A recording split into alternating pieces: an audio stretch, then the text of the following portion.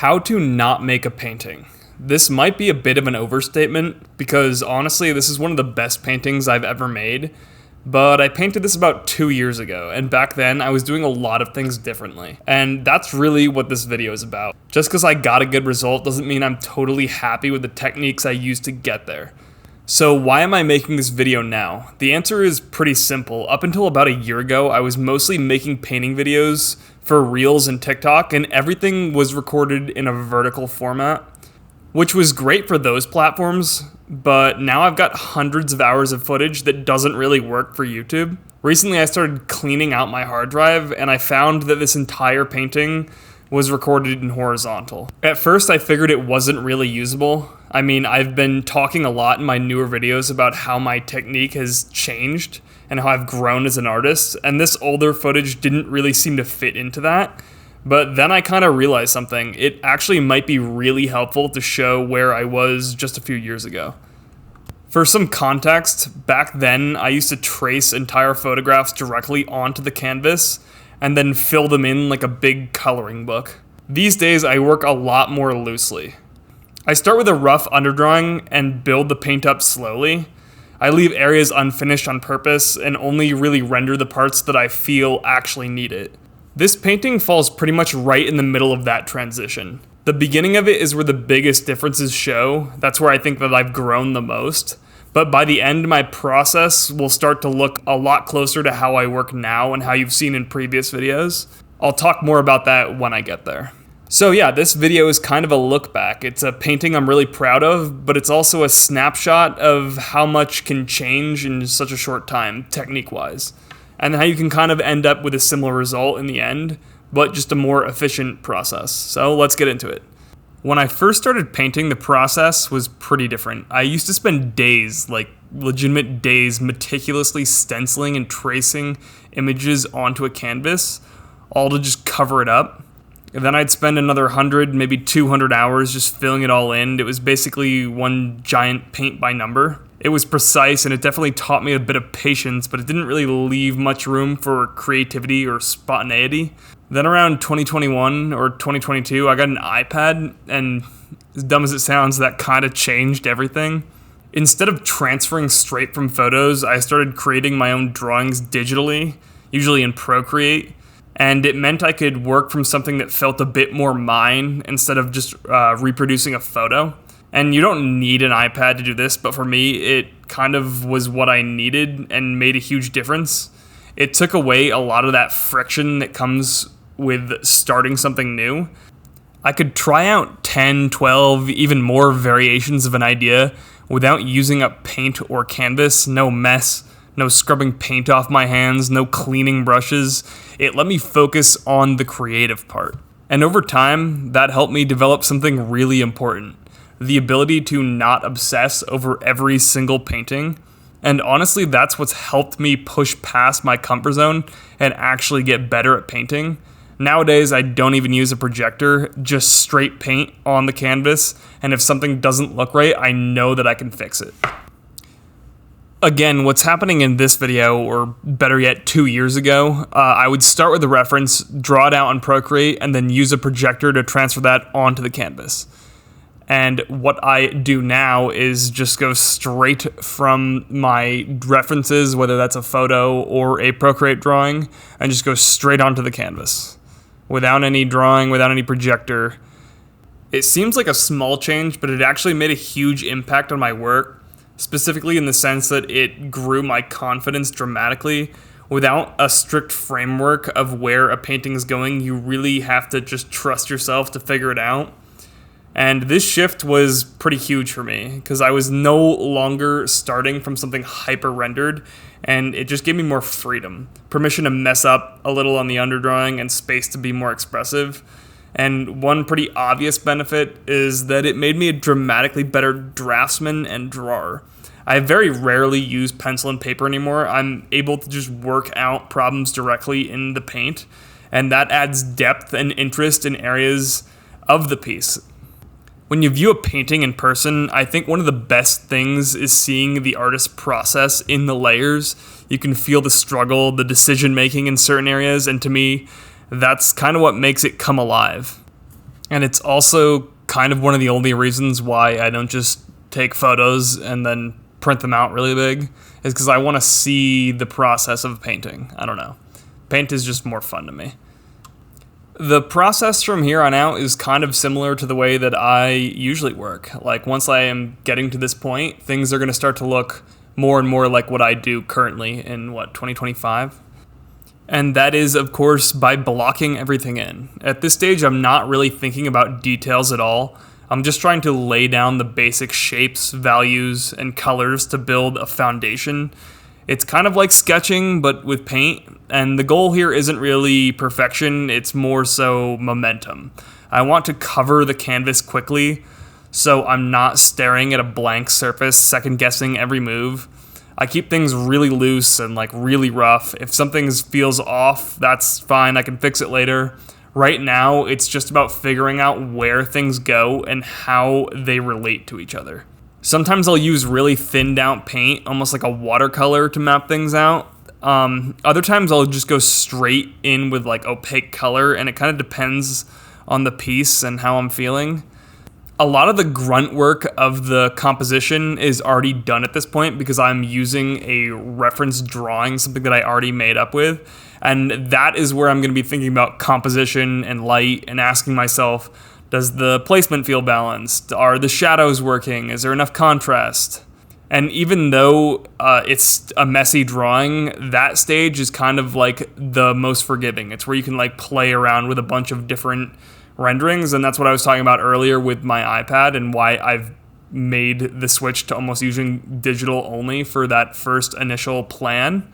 But on a side note, here's a nice little rant about studio lighting. God damn, it's so hard to see. The glare is terrible. I have very little natural light in here, so I just have 10 lights around me, and oh my god. It's no matter what angle you go to, it's just can't see. It's really hard. All right, now that I've gotten my monthly complaints about the lighting in my studio out of the way, let's go back to the painting. The ancient noble craft of smearing colored mud on flat surfaces. Centuries of tradition, and I'm here, alone in my studio, staring at a canvas like it personally offended me. Or in this case, editing a video that I should have edited 2 years ago. Paintings always start with so much hope. You're always thinking, this one's going to be the painting that changes it all. Unfortunately, you're usually lying to yourself, but I guess 30 minutes later, after working a bit further, you can either question every life decision that brings you there, or maybe eventually something starts to take shape.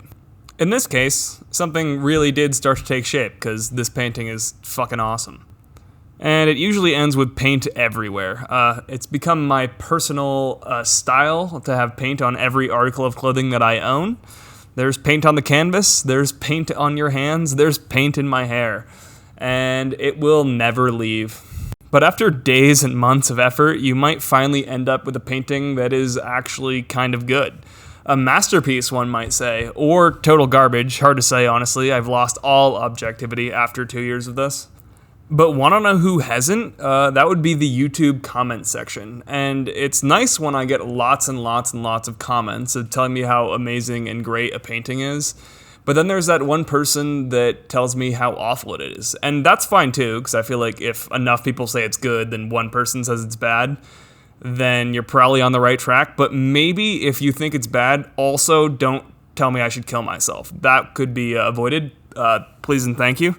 Now, directing this at the people that don't want me to kill myself and do like the painting, you personally could go out of your way to own a piece of one of my paintings without the commitment of collecting the original painting, because that takes up space and costs as much as a used car sometimes. So that's right, you can always go over to my website and buy some prints. All the visual drama, none of the financial ruin. Want to support someone who really needs new lighting gear? Buy a print. Want to pretend you have taste without learning anything about history? Buy a print, specifically from Instagram. Want something cool on your wall that isn't motivational quote or a blurry IKEA cityscape? You guessed it, buy a print. Seriously, they're affordable, they look great, and help me keep painting instead of going back to a real job. So I really appreciate anyone that goes out of the way to either buy an original or just a print or just watches the video too. Shout out AdSense. Maybe you can give something a home and your walls might thank you. And so will my rent. Cheers. And with that, I did the sales pitch a little bit too early and I still have 5 more minutes to fill this voiceover.